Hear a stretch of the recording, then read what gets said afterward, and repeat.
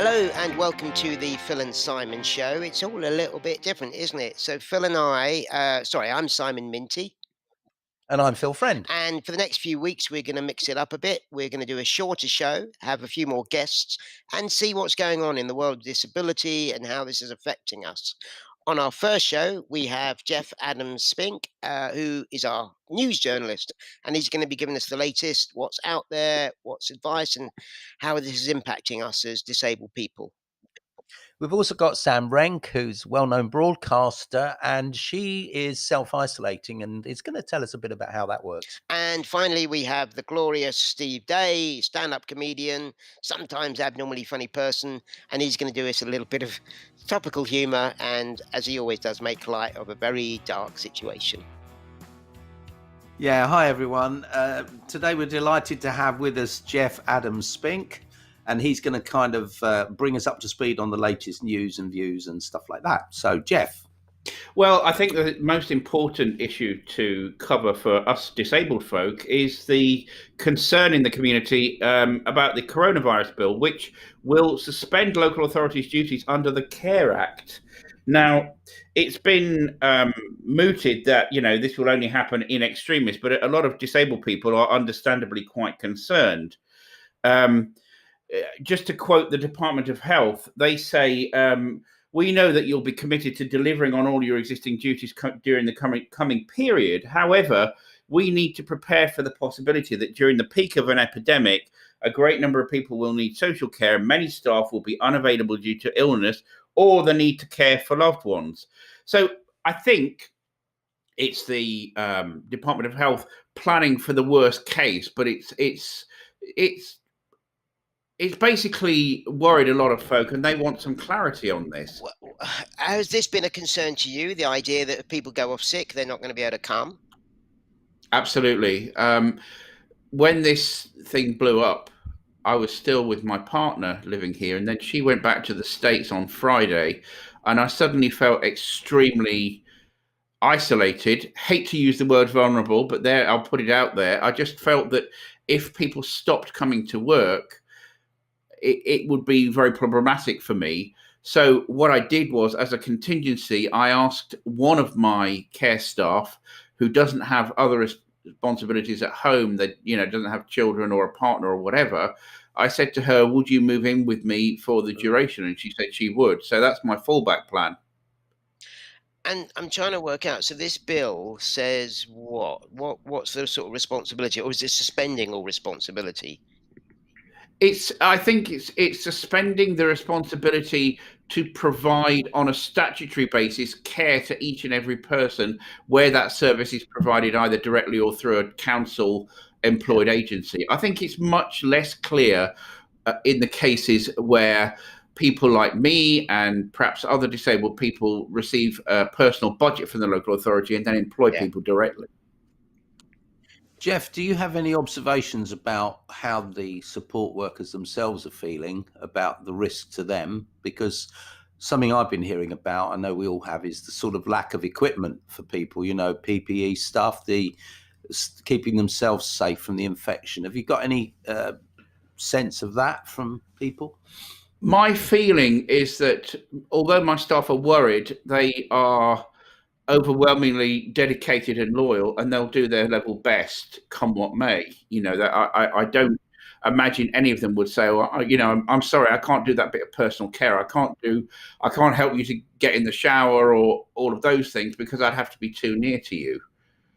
I think they'll just do their best endeavours. And I think with the vast army of paid and unpaid care givers around the UK, the duty or the compunction to provide care trumps their sort of risk to themselves in many cases. I don't speak for agency staff. That might be different. Apologies, Jeff. I saw a tweet yesterday. Tanni Grey-Thompson is coming down to the House of Lords to speak about this bill. Do we know of any other activity? Is anybody else sort of questioning this?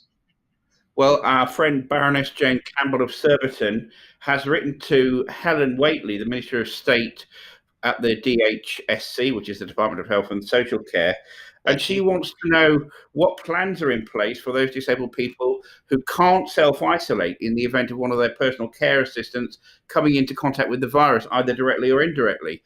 And she's written a letter to the minister and asked, for a bit of clarification, because I think in a lot of cases, you do sort of feel that the government is making things up on the hoof, and a lot of details need to be sketched in. Only this morning, I heard the police federations talking about, well, we're not quite sure how to enforce the personal distancing regulations. So I think a lot of this is up in the air, and it's absolutely right that people like Baroness Campbell and Tanni Grey-Thompson, who's also coming to London for the House of Lords sitting on the coronavirus bill, ask these detailed questions, because they do need to be thought about ahead of time, don't they? Just to continue for a second, Jane concludes her letter to the health minister by saying, where might I find more detailed information about all of these issues so that I can pass it on through my various networks?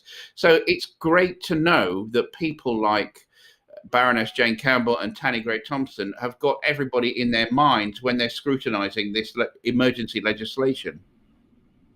One of her problems, though, as I understand it, Jeff, which Jane has mentioned, is that obviously Tanni's going, but Jane can't go. She's having to self-isolate and so on. So I think one of her big worries is that the voice of disabled people isn't in the chamber. I think if I can go back to an article that I read in The Guardian, I think it was last week, by Frances Ryan, she talks about how disabled people are often discounted and disregarded. And we've seen the nice categorization of people as to how fit and healthy they are, and they use old-fashioned terminology like frailty in order to triage people. Now, if you triage people like Jeff Adam-Spink, Simon Minty, Phil Friend, or the late and great Professor Stephen Hawking, we wouldn't get a ventilator, or some of us wouldn't get a ventilator. And that doesn't take account of the fact that they might be, an eminent academic, or a brilliant granddad, or a really creative stand-up comedian. It doesn't take account of the whole person, does it? I know difficult decisions are going to have to be made, but as ever, I think that traditional medical approach to disability, where you look at us as a piece of defective or broken machinery, kicks in again. And it's, this person doesn't really have much of a quality of life. That person there is 20 years younger and works on a building site. Therefore, we'll give them the ventilator and let the other person, take their best chances. And I think that's very difficult. I totally take your point, Jeff. I know NICE, the National Institute for Clinical Excellence, responded to some of this, because there was that sort of 9 stages of frailty, and if you were sort of 7 and above, that's it, you were toast. And they responded yesterday by saying, if you've got cerebral palsy, if you've got a learning disability or other conditions, this doesn't apply to you. This was your general Joe Schmo public. I think there was a couple of bits I wanted to pick up. The voice of us being in the room, and it scares me that it's not embedded. I'm scared that nobody is just naturally saying, what about the disabled people, or what about this, that we're still having to push after the fact. But if I was to defend the government, if that's a weird thing to do, presumably they are just chasing their tails. Presumably they are making policy on the hoof. I suppose what we're trying to say is, why aren't there sort of 8 memoirs that say, have we included everybody, or sort of a proactive approach? I think we often get left behind. Look at the amount of building projects that we've been involved with, where people have retrofitted fixes for disabled people when it could have been baked in from the beginning. Frances Ryan, I just want to take you back to the Frances Ryan piece in The Guardian. She concludes by saying, in a culture where ableism, prejudice against disabled people, is rife, there's a natural concern about framing a pandemic in the belief that disabled people's lives aren't as valuable as everybody else's. So I think our duty, and the duty of our disabled legislators and scrutineers in this enterprise, is just to say, hold on a minute, you haven't considered the whole picture. Yeah, as somebody who is much older than most of you, who's got multiple health conditions plus a disability. And Simon has said, and I think I pick up his view on this because I really agree with it. This whole thing about vulnerable, as opposed to, in Simon's word, which I would like a lot, susceptible. I am susceptible, but I'm no more vulnerable than anybody else, actually. And I think what you're talking about is, if someone looked at me and said, well, he's over 70, he's got all these things, but actually that person over there is only 40 and they haven't got all those things, it's a no-brainer that I'm going to have no ventilator. Now, I don't know what the answer is, but it's bloody frightening if you're the person that's not getting the ventilator. And it's all very well in the heat of a busy A&E department that NICE have had a slight rethink on their 9 stages of frailty. But I imagine that a very hard-pressed registrar in A&E might well just revert to their medical approach to disability and say, he's disabled, pull the plug, as it were. Don't give him the ventilator. We have a very good friend and colleague, Dave, who is in hospital, and this is 6 months ago when they made that decision, and that wasn't even under crisis. So it's immensely terrifying. Forgive my clumsiness with this, but I have a weekly cleaner, and it's really important to me. And she's texted me today saying, "Shall I come or not come?" And that's just 3 hours a week of my support. The idea that I might not get full-time support, I can still bathe myself and so on. That's really unnerving. Well, and it's not just unnerving, is it? It's lethal. People will die if they don't get the care they need in their own homes. I mean, there's no question about that, and I think it is that serious. I know that's a smaller group of all of us that have personal care needs. I mean, I live here with Sue, my wife. I don't need a huge amount of support.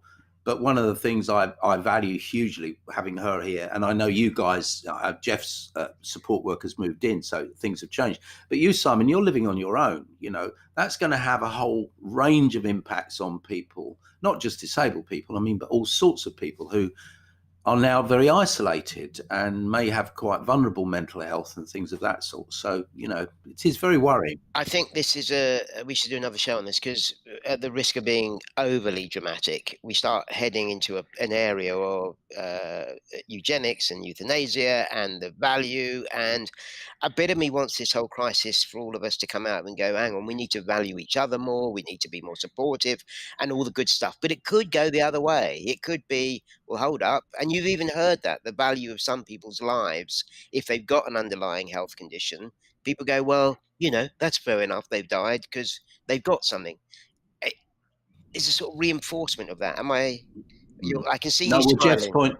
Jeff's point earlier about, Stephen Hawking's. Yeah. I thought was very well made. The fact is that people's value to the world or the society or their local communities don't form any part of the assessment. The assessment's all based on medical stuff. It's not based on your worth. I don't know the answer, though. We're all very good at this, aren't we? Being, the government have got a real problem here. I think the army, bring in the army. Bring in the army. That's the one. Our care needs. Yeah? That's a bit extreme, isn't it? Stand by your bed. Yeah. I can't stand her. Can you imagine the army? Like, that sheet's not straight. Oh, I thought you were going to do it. Yeah. Okay. Well, Jeff, is there anything else you've got that we should just know about before we say farewell? Yes, Phil. I just wanted to mention to listeners that our friend, stand-up comedian and audiobook narrator and all-round good person, Juliet Burton, has slightly reworked something, and she's called it Timed, Timedd, for people who are struggling. So it goes, turn off news notifications, inform yourself with trusted sources, mute misinformation sharers, eat and sleep well, discuss fears with good pals, and distract yourself with good stuff. She doesn't write stuff. She writes something slightly more rude, which I don't want to mention. Sex. That's the one. Good sex. I really like that list, Jeff. We should put that up on the sort of show notes or something so people can see it. Yep, and I'll share the links to all the sources that I've used as well, so that you can put them in the show notes. If someone has a cracking news story, how can they get hold of you on Twitter, Jeff? Simon Show. I'm Simon Newton. I'm at @GAdams_Spink on Twitter, and they can email jeff@adams-spink.com if they want to do it privately. Great stuff. We're going to be talking about. We'll put that in the notes as well, so people can contact you if they'd like to. Thanks a lot, Jeff. Brilliant. Disability is framed and talked about, and how that kind of. We are delighted to make contact with Sam Renck, who is a broadcaster and a disability campaigner, and is also in self-isolation. How long has that been, Sam? I am guesstimating it's coming up to about 2 weeks now.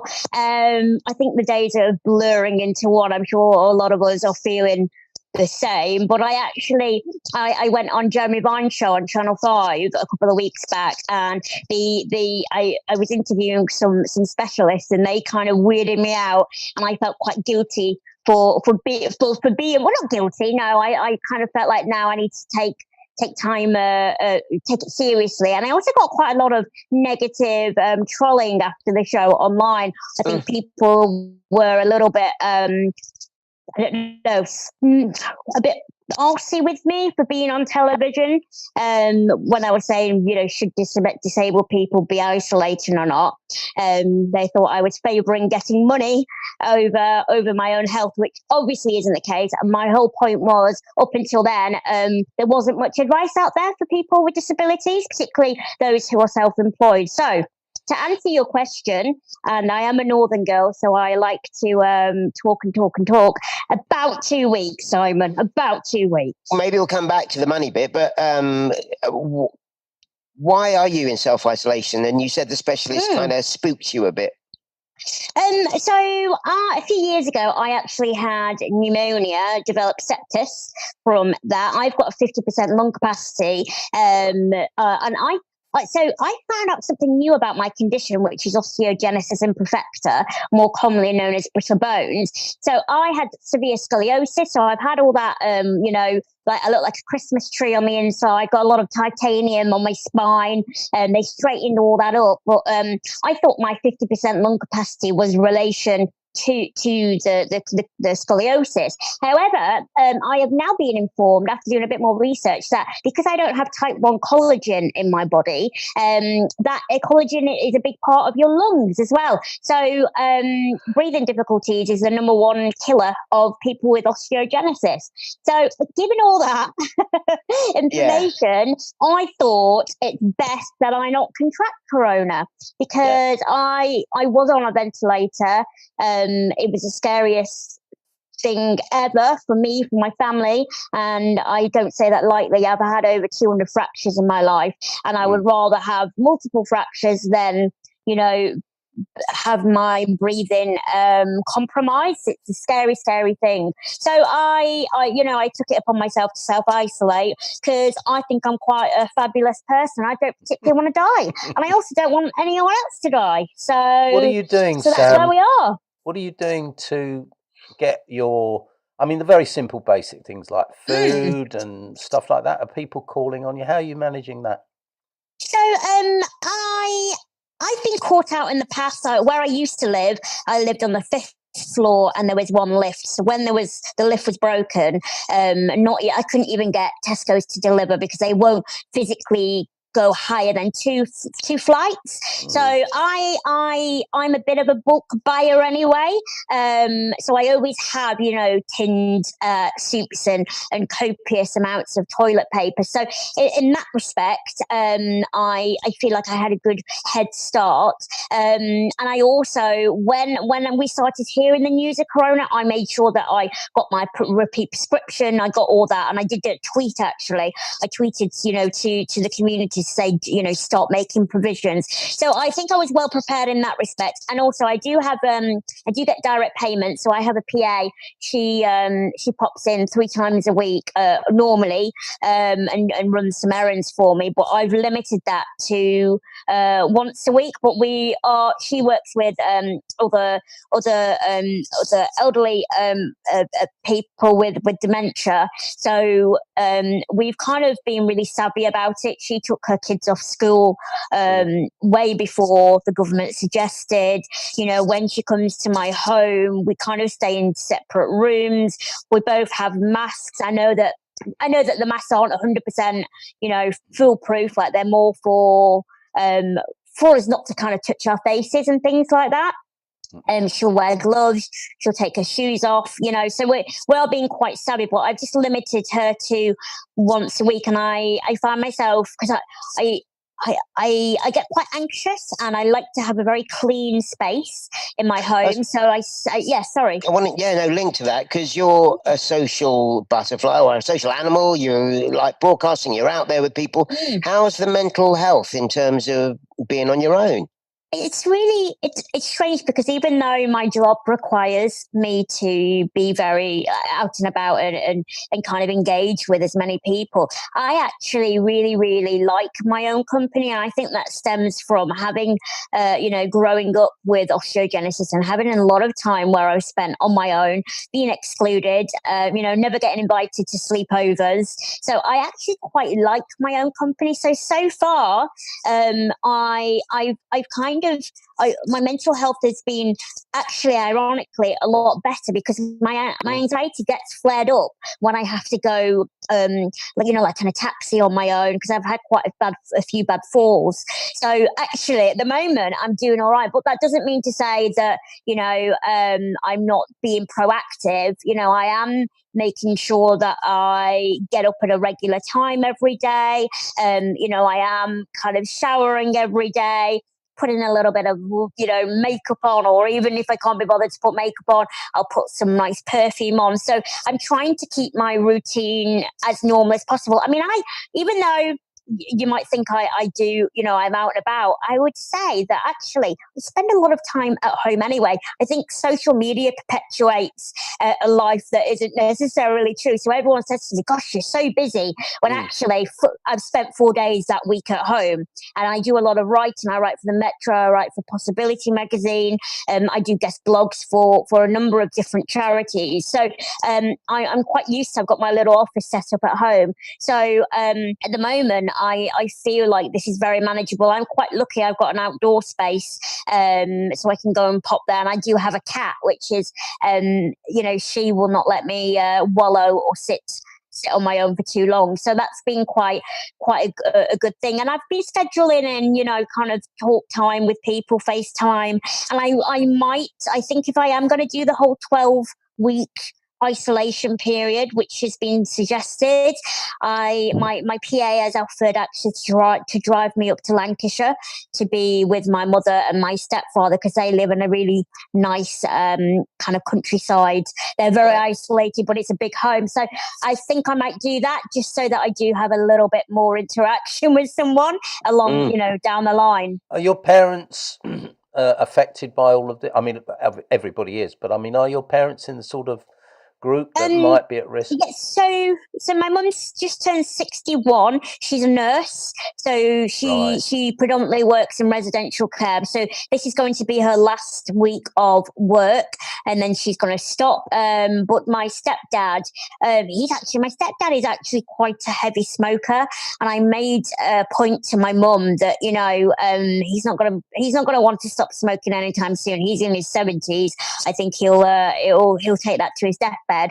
But I think I'm more scared for him. So but again, where they live, they're quite fortunate. It is out in the country. They've only got 1 or 2 houses dotted around, and there's a lot of outdoor space. As a freelancer, Sam, you mentioned about going on television, but you've also said you do writing as well. So I mean, this is quite a scary bit, as I'm self-employed and my work's fallen through the floor. How are you coping?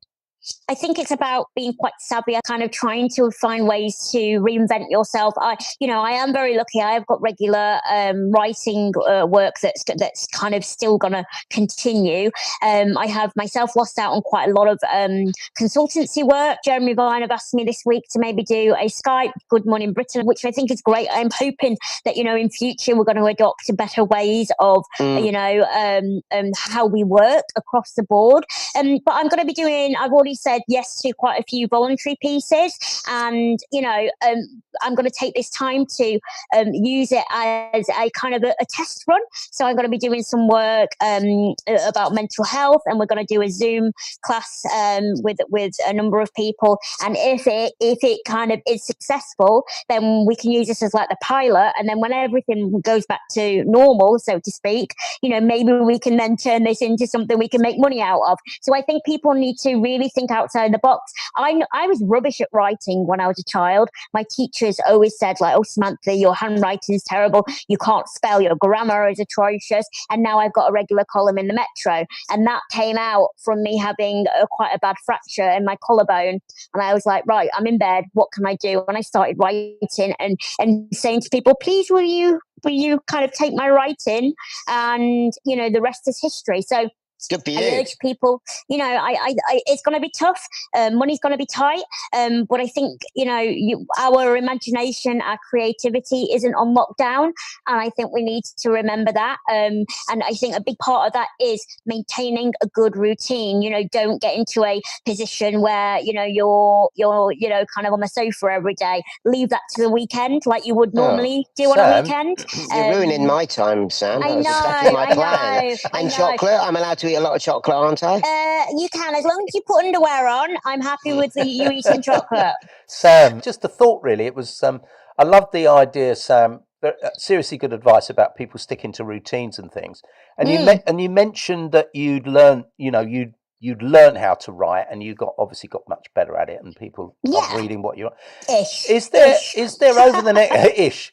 Is there a sort of over the next 12 weeks, do you think there's a course you might take or some kind of personal development thing you might do? Because I'm going to try it. I've got my harmonica that I never play. I thought maybe I'll get it out, Everyone keeps saying that I need to do a book. I need to write a book. And I have actually been quite scared to do that. I'm quite proactive and everything else, but a book is a very daunting task. Even if it doesn't get written properly or published, shall I say, for the next 5 years, I'm going to get into the habit of maybe writing a page, writing a couple of 100 words a day, and see how that goes. Because there's, I was always using excuses in the past. I'm far too busy, or I need to prioritize other things. So there's no excuse now. So definitely, I might start writing my memoirs. Okay, Right. brilliant. Looking forward to that. One last question, Sam. What are you missing? Oh my goodness. I am a shopaholic, but I normally buy online anyway. But I've even reduced that because I'm thinking if I'm gonna buy something and someone needs to drop it off, and then so that's been quite difficult for me. And also, I buy a lot for my cat. It's quite ridiculous. So it's finding ways to entertain the cat without going online and buying rubbish for her. So I suppose that. But nothing else. Isn't that? I probably should tell my friends and my family, but no, nothing at the moment. I think you said something quite interesting, and I think this is quite common. Well, not for all disabled people, but that whole concept that we might spend a bit more time on our own. We don't always do everything. This isn't too alien for us, and we're very self-sufficient in that sense. I was thinking about you, Phil. Growing up, you spent a lot of time in hospitals. Yeah. No, a lot of what Sam's been saying resonates with me, and I think the way that many of us have survived whatever we've survived is by being pretty happy with ourselves. Being on your own is okay, kind of stuff. I think what Sam's reminding us, though, that she's finding, just as we all do, some meaningful activities that she can do, even though she's on her own. So I think if you're just sat on your own with nothing, then that would be awful. But to have interests and things to do, and I think the thing I take away from Sam that I really agree with is the routine. having things that you do at certain times each day, because they're anchors. They keep you sort of grounded a bit, like eating, at the sort of time. So yeah, no, it's. I think disabled people are probably better equipped to deal with this than a lot of other people, actually. I completely agree with you. I think voluntary isolation is a privilege, and many of the disability community don't necessarily have that privilege. We're kind of socially excluded a lot of the time, or our health gets in the way. So I think what I'd like to see, where once we all, humanity resumes to normality, I suppose, I just want a little bit more understanding and compassion for people who are regularly isolating. So say all of us. Thank you so much, Sam. It's been fabulous having you on. What are you, 10 weeks to go sort of thing? Maybe we'll speak to you again. Yes. All right, my darling. Take care, Sam. You take care. You take care too. Speak to you soon. Bye. Bye.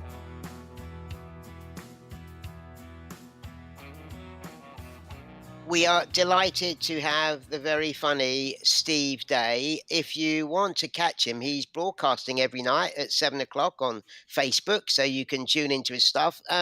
Steve, how you get